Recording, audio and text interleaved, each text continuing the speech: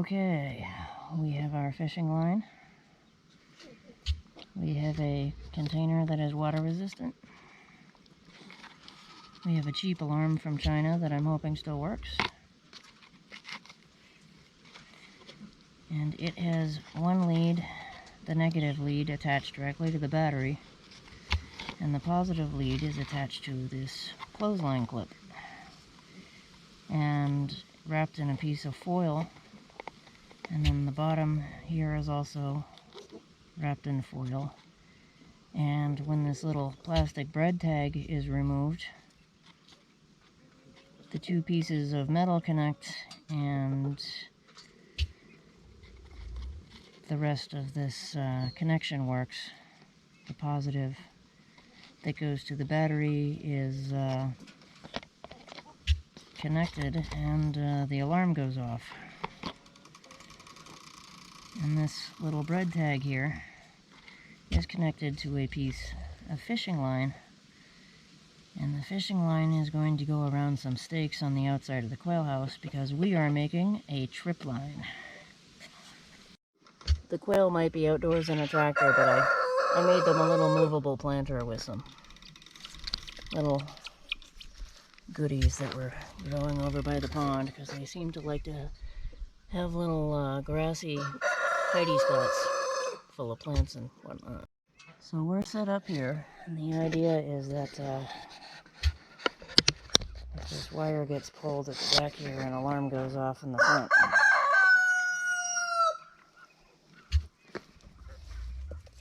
So I guess let's put our theory to the test and pretend we're a raccoon digging. Apparently I don't have this taut enough.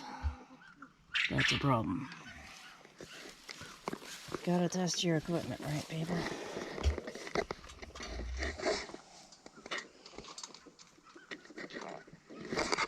Now, here's a question. Does this alarm even work? Well, we can find out, can't we? No, apparently it doesn't. Oh boy, that would be a problem, huh? Well, I know the battery's fresh and that works. So I think we have to replace the alarm.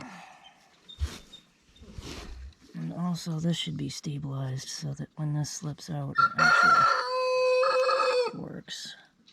These two pieces of metal aren't actually making contact. That might be the problem. Aha! The alarm does indeed work. So I just have to adjust this. Hey everybody, because I'm lazy, I'm going to jam this piece of wood back here so that these make contact when this gets pulled out. Oops, still doesn't work, huh? Guess I need a bigger piece. Why not? Come on.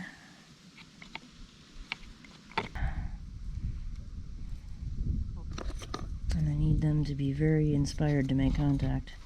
Of course, putting that piece of wood there is going to make it harder for this piece of plastic to get pulled out.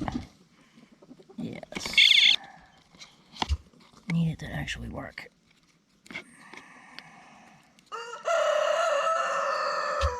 Now, I'm going to fiddle with this a little bit, but you guys get the basic idea. I'm going to have to build a better one of these later as a much better video on how to do a tripwire alarm.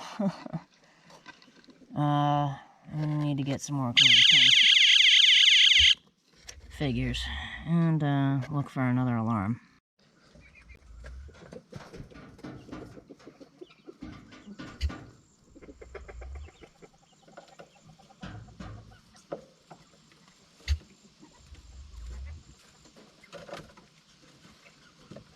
Hey, you got a lot of feathers missing from the back of your head, little quail. Are you okay?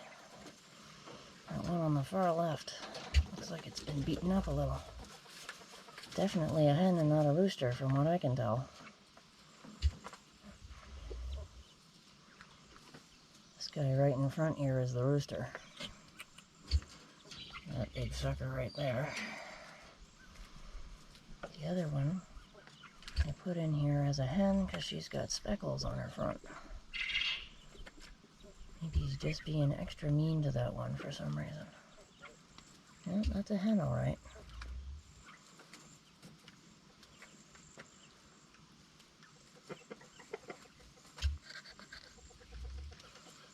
You guys happy? Hey, don't eat all of that plant, please. Silly little quails.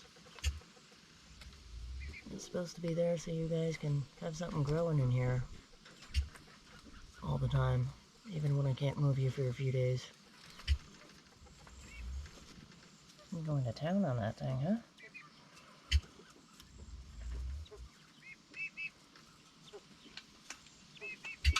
Yes, broiler crumbles are coming tomorrow. Hi. Hi there.